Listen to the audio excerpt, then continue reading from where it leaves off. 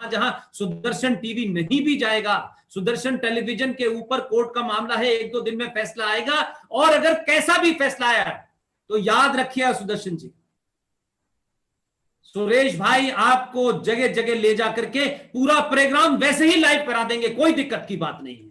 Television पे अगर नहीं देखेंगे लोग तो भी देखेंगे, लाखों लाखों यूट्यूबर पे ऊपर चलाएंगे। आप अपनी आवाज को बुलंद रखिए, और ये जो आते हैं ना क्रीम पाउडर लगा करके आधी अंग्रेजी आधी हिंदी चबा चबा के बोलते हैं, जिनका माजी आप देखेंगे तो पता चला कि किस किस पार्टी के ऑफिस में खड़े होकर के टिकट मांग रहे थे, टिकट नहीं मिली तो आप न्यूट्रल पत्रकार हो गए, टिकट मिल गई तो क्या कहते हैं आप आइडियोलॉजी के हो गए। इसलिए आप इस वक्त भारत में 90 करोड़ सनातनियों को वो बात बता रहे हैं जो किसी राजनीति से प्रेरित नहीं है। आप किसी पार्टी के हक में बात नहीं कर रहे, आप किसी विचारधारा के हक में बात नहीं कर रहे, लेकिन इस देश के संसाधनों पर हो सकता है नेशनल डेवलपमेंट काउंसिल की मीटिंग के अंदर भारत के पूर्व वजीर आजम जनाब मनमोहन सिंह ने कहा था कि भारत के प्राकृतिक संसाधनों पे पहला अधिकार, कुछ लोगों ने इसको डाइल्यूट किया कि नहीं, उन्होंने कहा था अल्पसंख्यकों, नहीं उन्होंने कहा था मुसलमानों के लिए, मुसलमानों का है।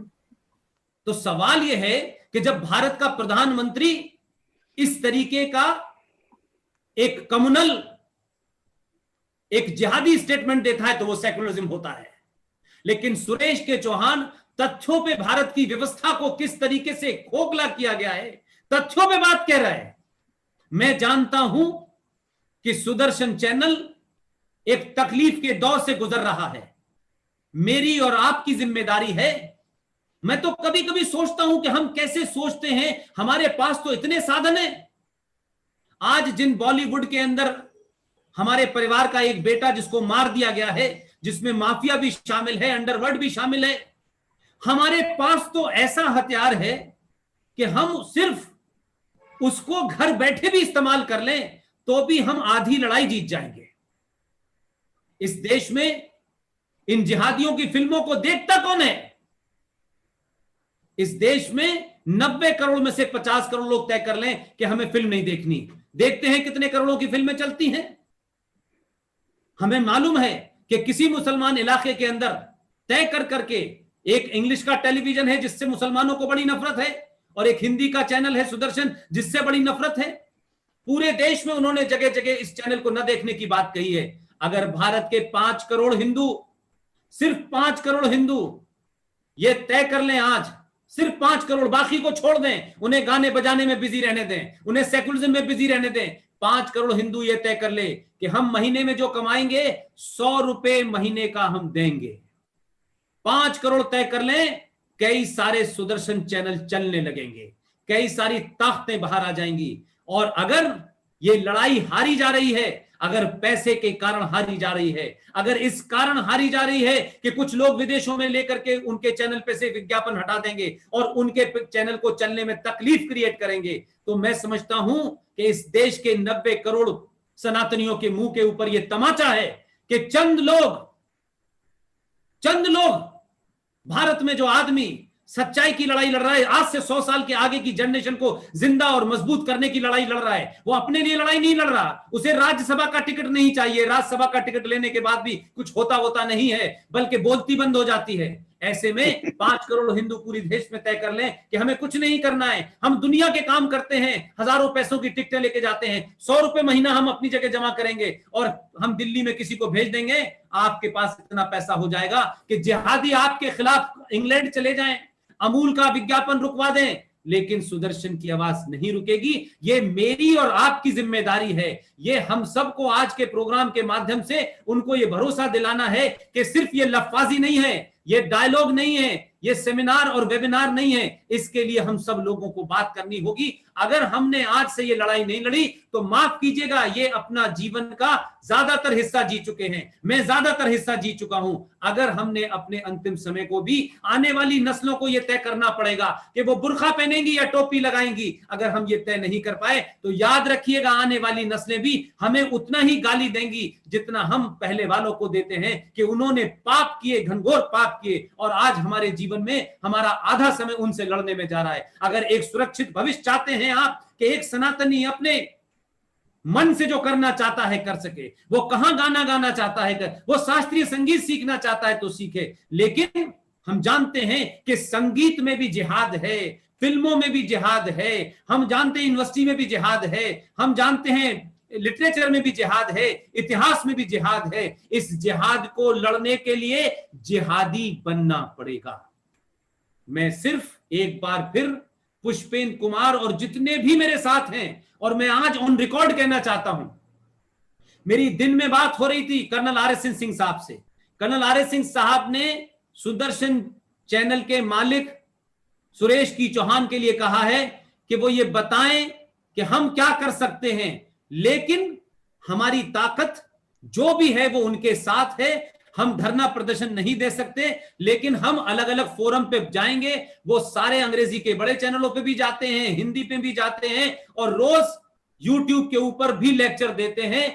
इन सब लोगों ने अगर देश में मिल करके लोगों में ये भाव जताया है कि तुम्हारा इतिहास क्या था, तुम कौन थे, तुम्हारे पूर्वज कौन थे, तुम्हारी संस्कृति क्या है, तुम्हारे सरोकार क्या है, तुम्हारी आस्थाएं क्या हैं, अगर देश में लोगों को ये समझ में आने लगा है, उस टीन एजर को समझ में आने लगा है, तो यकीन मान लीजिए ये ताकतें भारत विरोधी चिट्ठी नहीं लिखेंगी, कुछ दिन बाद सड़कों पे निकल के आएंगी। इसलिए शाहीन बाग इसलिए नहीं पैदा हो रहे कि कुछ प्रॉब्लम हो गई है, बल्कि वो ये समझ गए हैं कि अभी ये शुरुआत है, लड़ाई बहुत दूर तक जानी है। मेरा फिर एक बार तमाम सारे मेहमानों को आपने बुलाया, अशोक जी और लक्ष्मी जी और वंदना जी, ये करती रहिए। ये एक तरीके का सत्संग आप लोग कर रहे हैं। अब जब ये शब्द मुझसे मेरे दोस्त सुनते हैं कि पुष्पेंद्र तुम सत्संग बोलते हो, आस्था बोलते हो, संस्कृति बोलते हो, तो ये तुमने कहां सीखा? तुम्हें तो हमने 5 वक्त की नमाज पढ़ाई थी, तुम्हें हमने कुरान शरीफ पढ़ाया था, तुम वो सब भूल गए। तो मैं सबसे कहता हूं कि ये कुरान शरीफ की कॉपी मेरे पास है, इस कुरान शरीफ की कॉपी पढ़ लीजिएगा, कंफ्यूजन दूर हो जाएगा। ये जितने झूठे मक्कार आते हैं ये आपको सच बात नहीं बताते हैं। इस कुरान शरीफ में 24 आयतें ये कहती हैं कि आप काफिर को, मुशरिक उसे कहते हैं जो मूर्ति पूजक हो, उसका कत्ल वाजिब है। इन 24 आयतों के ऊपर जस्टिस ZS लोहात ने 31 जुलाई 1986 को बैन लगाने की बात कही थी, और उन्होंने अपने ऑब्जर्वेशन में कहा कि ये 24 आयतें हेट फैलाती हैं, ये हिंदुओं को मारने की बात करती हैं, जो कुरान शरीफ नहीं मानते उनका कत्ल कर की बात कहती हैं। रोक लगाई थी। मैं इसकी सच्चाई बता रहा हूं, कोई मुसलमान उस कोर्ट से दूसरे कोर्ट नहीं गया, उनको पता हो गया कि ये बात तो अभी तक कोर्ट में ही पता है। ये 24 आयतें अगर आम हिंदुस्तानी को पता चल गई तो चौराहे चौराहे ये कुरान शरीफ के बारे में बताया जाएगा। तो जो कहा जाता है कि कुरान शरीफ तो पीस का है, Islam is a religion of peace, अब ये पीस शांति वाली है, ये टुकड़े वाली है, ये आपको तय करना है।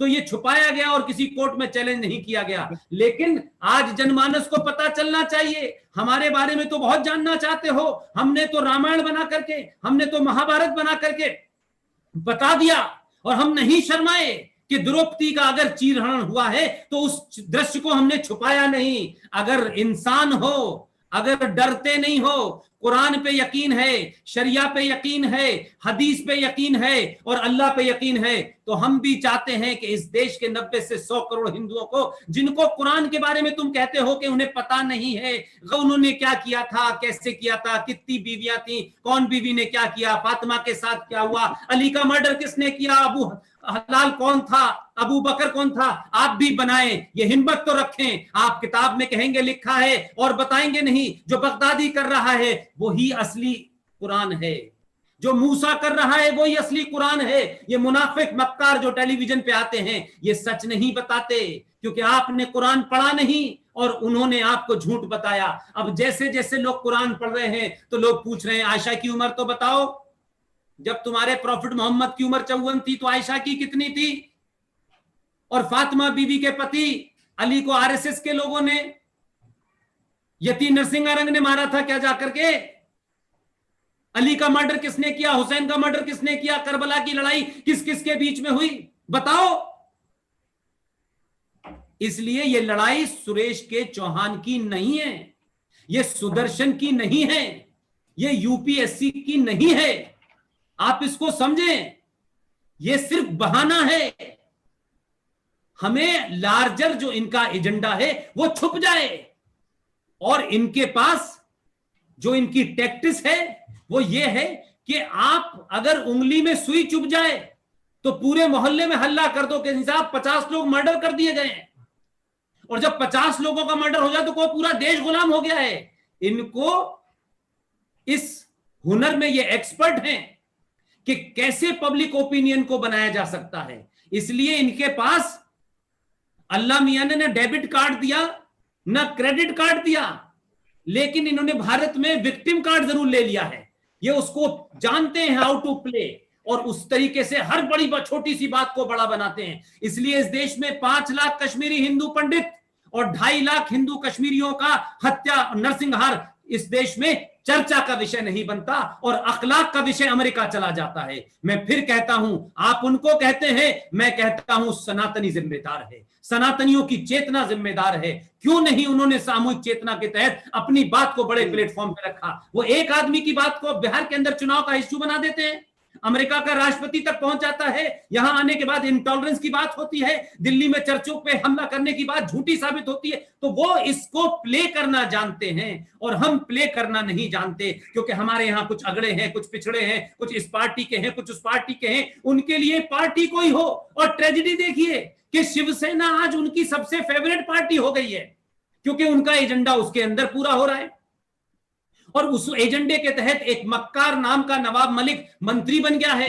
वहां पर एक नियम बनाया गया है, यति नरसिंहा जी, वहां एक नियम बनाया गया है कि मुसलमान लड़कों को पुलिस में भर्ती करने के लिए सरकार अलग से खाने की, पीने की, वर्दी की, जूतों की अलग से व्यवस्था करेगी, ताकि ये लकवा मारे हुए लोग, ये अपाहिज लोग जूते पहन के खड़े हो सके और भारत की पुलिस व्यवस्था में, सेना में जाके उसे लकवाग्रस्त कर दे।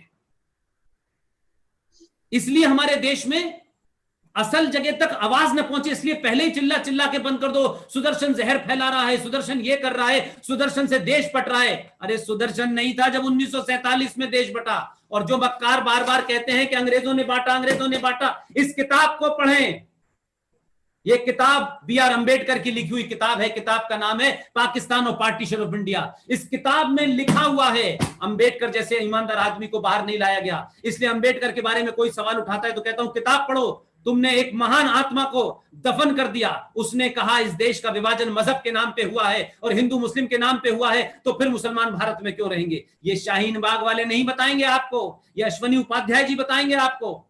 इसलिए आज फिर एक बार इस पूरी लड़ाई में जो सुदर्शन चैनल के मालिक, उनकी टीम लड़ रही है, वो कभी भी किसी भी तरीके से अपने को अकेले को कॉर्नर न समझें, और वो ये न लगे कि चंद जिहादियों के 1700-1800 जिहादियों ने एक चिट्ठी लिखी और देश की सुप्रीम कोर्ट के अंदर चेतना जाग गई और उन्होंने उनके इस प्रोग्राम को रोक दिया। इस प्रोग्राम को घर घर पहुंचाने का हर वो आदमी जो उस बात को सुन रहा है, जिस पे पैसा बहुत है और समय कम है, वो पैसा दे दे। जिसके पास पैसा नहीं है, समय ज्यादा है, वहां जाके खड़ा हो जाए। हर आदमी अपनी अपने सामर्थ्यों के हिसाब से उनकी मदद नहीं कर रहा। ये मदद शब्द मुझे बड़ा ही अहिस्सा लगता है।